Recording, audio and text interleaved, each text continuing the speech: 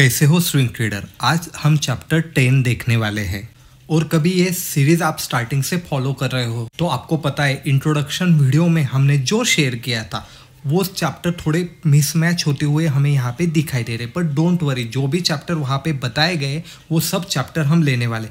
क्यों मिसमैच होते हुए दिखाई दे रहे? क्योंकि हम इन डिटेल यहाँ पे जा रहे हैं दोस्तों। एक चैप्टर के हमने 1, 2, 3 पार्ट भी यहाँ पे बनाए क्योंकि वो अच्छी तरीके से आपको समझा सके। तो वीडियो को स्टार्ट करते हैं। यहाँ पे मारुति सुजुकी का हमने यहाँ पे स्टॉक लगाया हुआ है। तो यहाँ पे आपको कुछ ड्रॉ किया हुआ दिखाई दे सकता है। कभी आप सीरीज कंटिन्यू देख रहे तो ये स्टॉक मैंने ऑलरेडी प्रीवियस वीडियो में कवर किया हुआ था दोस्तों। तो जब भी हम फ्यूचर में सेल करते हैं दोस्तों तो वो कहाँ पे करना चाहिए, तो एग्जैक्टली वही चार्ट लगाया है। आप क्रॉस चेक करके देख सकते हो, जो उस टाइम लिखा था वही यहाँ पे आपको दिखाई दे रहा है। तो दोस्तों जब वो वीडियो रिकॉर्ड कर रहा था तब मैंने आपको बताया था मेरी एंट्री यहाँ पे हो चुकी है।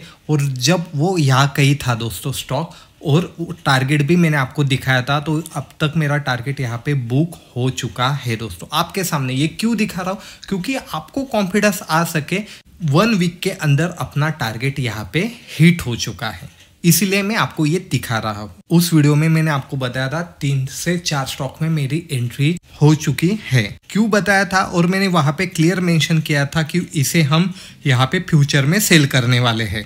जब भी हम सेल करते तो तब हमारी टाइम फ्रेम 1 डे की या 1 वीक की होनी चाहिए, क्योंकि फ्यूचर में हम ज़्यादा टाइम यहाँ पे पोजीशन नहीं बना सकते और हमारा रिस्क टू रिवॉर्ड कम से कम 1.5 से 2% का होना चाहिए। यहाँ पे कौन सा पैटर्न देखा था हमने? यहाँ तो हमने एम पैटर्न देखा था। एम पैटर्न कभी टॉप पे बनता हुआ हमें दिखाई दे रहा है तो ये सेलिंग का एक परफेक्ट पैटर्न हमारे लिए एक्टिवेट हो जाता है। अब एम पैटर्न के रिगार्डिंग अपने चैनल पे ऑलरेडी एक वीडियो आके गया है, निफ्टी बैंक निफ्टी में हम इसे किस प्रकार ट्रेड कर सकते, उसमें वो डिटेल कंसेप्ट बताई गई है। प्राइस नीचे से यहाँ पे ऊपर आती हुई दिखाई दे रही है और यहाँ से प्राइस नीचे आती है, तो हम यहाँ पे सेल नहीं कर सकते क्योंकि ये अप साइड की प्राइस है। तो यहाँ पे प्रॉफिट बुकिंग भी आ सकती है, हमें पता नहीं दोस्तों। और कभी प्राइस अप साइड के ट्रेंड की है तो यहाँ से फिर से बायर एक्टिवेट होकर प्राइस को ऊपर ले जा सकते। तो यहाँ पर जब ऊपर लेके जाके फिर से प्राइस नीचे आती है दोस्तों, फिर से सेल ऑफ आता है और नेक लेवल ब्रेक होती, तभी हमने यहाँ पे सेल करना है।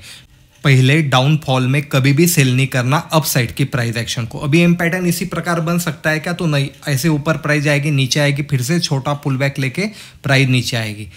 यहाँ पे प्राइस फिर से ऊपर जाएगी, नीचे आएगी और ऊपर जाके नीचे आ सकती है। तो अलग अलग टाइप के हमें एम पैटर्न यहाँ पे दिखाई दे सकते। प्राइस ऊपर गई, नीचे आ गई, फिर और ऊपर गई, फिर से नीचे आ गई।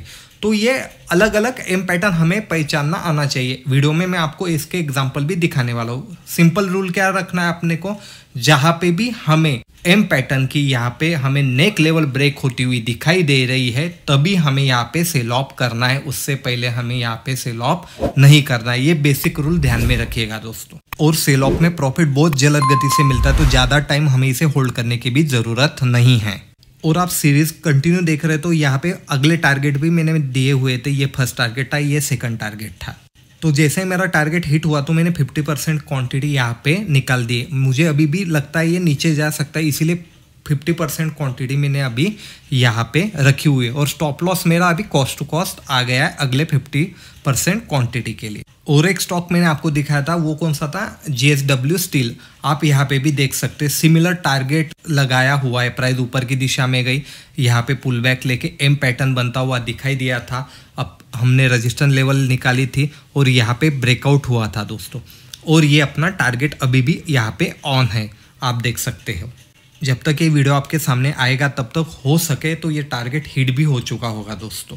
आप इसे क्रॉस चेक कर सकते हो। अभी एम पैटर्न टॉप पे ही बनना चाहिए, तो वहाँ से रिस्क टू रिवॉर्ड बहुत बढ़िया मिलता है। बाद में जब भी एम पैटर्न बनता है दोस्तों तो वहाँ पे 2 बार हमें टॉप दिखाई देता है। और जब भी नेक लेवल ब्रेक होती तो हम यहाँ पे कह सकते हैं कि यहाँ पे लॉन्ग टर्म के लिए यहाँ पे प्रॉफिट बुकिंग या सेल ऑफ ट्रिगर हो चुका है। तो यहाँ से हमें जल्दी से हमारा रिस्क टू रिवॉर्ड मिल सकता है। तो इसे मैं सेल के लिए देखता हूँ दोस्तों, फ्यूचर में, ऑप्शन में नहीं। क्यों नहीं देखता? ये पिछले वीडियो में इन डिटेल बताया गया है। और फ्यूचर में होने की वजह से मैं डे या 1 वीक की ही कैंडलस्टिक पैटर्न को यहाँ पे फॉलो करता हूँ, क्योंकि मैं ज़्यादा टाइम तक यहाँ पे रुकने वाला नहीं हूँ। और आप देख सकते हो एक में हमारा टारगेट हिट हो चुका है, एक में हमारा रनिंग टारगेट स्टार्ट हो चुका है दोस्तों। उस वीडियो में मैंने बताया था कि इस लेवल के बाद मेरी एंट्री होने वाली है और यहाँ पे मेरी एंट्री अभी हो चुकी है दोस्तों। तो मैंने एंट्री की तो आपको ब्लैंकली करना है क्या? नहीं, मैं ये सीरीज रिकॉर्ड करते टाइम पे जो स्टॉक निकाले थे, जो अपने व्हाट्सएप ग्रुप पे दिए थे, मेरी एंट्री बन चुकी थी, तो वही सीरीज में कंटिन्यू रिकॉर्ड करता हूँ। तो रिकॉर्ड करते हुए ही वो टारगेट यहाँ पे हिट होते हुए दिखाई दे रहे। ये मैं आपको क्यों बता रहा हूँ? क्योंकि जिससे आपका कॉन्फिडेंस बढ़ सके कि पैटर्न एक्टिवेट होते हुए उसे किस प्रकार हमें ढूंढना आना चाहिए और किस प्रकार हमें इस पे ट्रेड करना आना चाहिए। इसीलिए इसके पीछे कोई भी हिडन एजेंडा नहीं है दोस्तों, ये ध्यान में रखिएगा। और मैं यहाँ पे आपको अलग स्टॉक दिखाने वाला हूँ, जैसे कि हीरो मोटर कॉर्प आपको यहाँ पे दिखाई दे रहा है। यहाँ पे अभी एम पैटर्न एक्टिवेट हुआ ही है दोस्तों। प्राइस ऊपर गई, ऊपर से यहाँ पे फर्स्ट टाइम रेजिस्टेंस लिया, सेकंड टाइम यहाँ पे लिया, प्राइस ऊपर गई, नीचे आई, फिर से ऊपर गई। अभी यहाँ पे क्या हुआ? यहाँ पे बुल ट्रैप हुआ, यानी प्राइस ने पिछला हाई ब्रेक करके ऊपर के साइड में चली गई, तो यहाँ पे बुल एक्टिवेट हो गए, पर वहां से सेल ऑफ आ गया दोस्तों और प्राइस नीचे के साइड में आती हुई दिखाई दे रही। इसीलिए हमें पैटर्न को एक्यूरेट पहचानना आना चाहिए दोस्तों, नहीं तो हम यहाँ पे ट्रैप हो सकते हैं। और आप कंटिन्यू सीरीज को फॉलो कर रहे हो तो यहाँ पे आपको ट्रैप होने से आप बच सकते हो। यहाँ पे हमें नेक लेवल दिखाई दे रही, जैसे ही अभी ये लेवल ब्रेक हो गई तो इसका लो यहाँ पे जैसे ही हमें ब्रेक होता हुआ दिखाई देगा दोस्तों, ब्रेकआउट कैंडल का, तो हम यहाँ पे अपनी एंट्री बनाने वाले। ये एक्टिव होने वाला चार्ट पैटर्न है दोस्तों, आपके सामने जब तक ये वीडियो आएगा तब आप इसे क्रॉस चेक करके भी देख सकते हो, आपको यहाँ पे रिस्क टू रिवॉर्ड किस प्रकार मिल सकता है। मैं आपको यहाँ पे पिछली कैंडल पे अपना स्टॉप लॉस है, उसके हिसाब से हम अपना यहाँ पे टारगेट लगा के रखते हैं। तो आप इसे जब वीडियो आएगा तब आप इसे क्रॉस चेक कर सकते हो। जैसे ये लो ब्रेक होता है तो मेरी एंट्री यहाँ पे होने वाली है और प्राइस यहाँ पर आ गई तो मेरा स्टॉप लॉस यहाँ पे मैं शिफ्ट करने वाला हूँ, जिससे मेरी रिस्क और कम हो सके दोस्तों। कम से कम यहाँ पे हम एक टारगेट फिक्स लेने वाले हैं। वो कौन सा होने वाला है? 1.5 से 2% के बीच में हम यहाँ पे टारगेट लेने ही वाले हैं दोस्तों। क्यों ऐसा करता हूँ? क्योंकि ये फ्यूचर में हम सेल करने वाले हैं, तो यहाँ पे मिनिमम जितना भी टारगेट मिलता है तो मैं स्टॉप लॉस ट्रेल करते रहता हूँ और टारगेट जैसे आगे चलता है तो उसे ट्रेल करते हुए जाता हूँ, पर मिनिमम इतना टारगेट तो मैं बुक करने ही वाला हूँ। यहाँ पे सेलिंग में मैं कुछ सिलेक्टिव पैटर्न पे ट्रेड करता हूँ। क्यों करता हूँ? क्योंकि उसमें मुझे डीप में जाना है। बहुत सारे पैटर्न है दोस्तों, सबको कभी मैं ट्रेड करूँगा तो मैं बहुत कन्फ्यूजन में आ जाऊँगा और मैं सही तरीके से ट्रेड नहीं कर सकता। इसीलिए सिलेक्टिव पैटर्न को कभी आपने सिलेक्ट कर लिया और उसको ही आपने बार बार ट्रेड किया तो उसमें ट्रैप होने की संभावना बहुत ही कम हो जाती। इसीलिए सिलेक्टिव पैटर्न ही सिलेक्ट करना है दोस्तों। और सेल ऑफ के लिए मेरा one of the favourite pattern है जो कि आपके सामने यहाँ पे लगा है बजाज के स्टॉक में। तो आपको ये दिखते ही समझ में आ गया होगा और यहाँ पे अपना टारगेट भी हिट हो चुका है दोस्तों। कौन सा पैटर्न है? Head and shoulder. सबसे पहले अब ट्रेंड में स्टॉक होना चाहिए और जितना आप टॉप पे सेल करने वाले हो उतना बेहतरीन तरीके से आपको यहाँ पे रिस्क टू रिवॉर्ड मिलने वाला है 1 डे के टाइम फ्रेम पे। स्टॉक ऊपर गया, पुल बैक लिया, फिर से ऊपर गया, एक सेल ऑफ आ गया दोस्तों, फिर से एक मामूली पुल बैक यहाँ पे हमें लेता हुआ दिखाई दे रहा है। कभी अभी हमने ये शोल्डर को कैलकुलेट किया तो सिमिलर लेवल में हमें यहाँ पे शोल्डर दोनों दिखाई दे रहे हैं, आप देख सकते हो। पर हर बार ऐसा बनने वाला है क्या?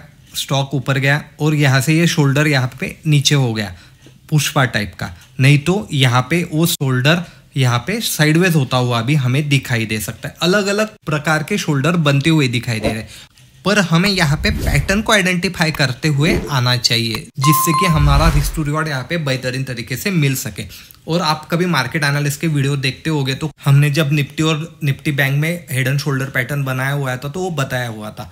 यहाँ पे जैसे ही इस कैंडल ने ब्रेक किया तो अपनी एंट्री यहाँ पे बन चुकी थी दोस्तों और स्टॉप लॉस अपना पिछली कैंडल के हाई के ऊपर था। सिंपल है।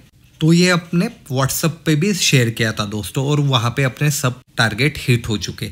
अभी आपको पैटर्न के बारे में ही जानकारी नहीं तो आप इसे ट्रेड नहीं कर सकते। यहाँ पे ये सपोर्ट लेवल इसने ब्रेक कर दी तो यहाँ पे हमारा टारगेट कितना था? मिनिमम फर्स्ट टारगेट 1 पॉइंट के स्टॉप लॉस से 2 पॉइंट का टारगेट आप यहाँ पे देख सकते हो जो कि अचीव हो चुका है आपके सामने दोस्तों।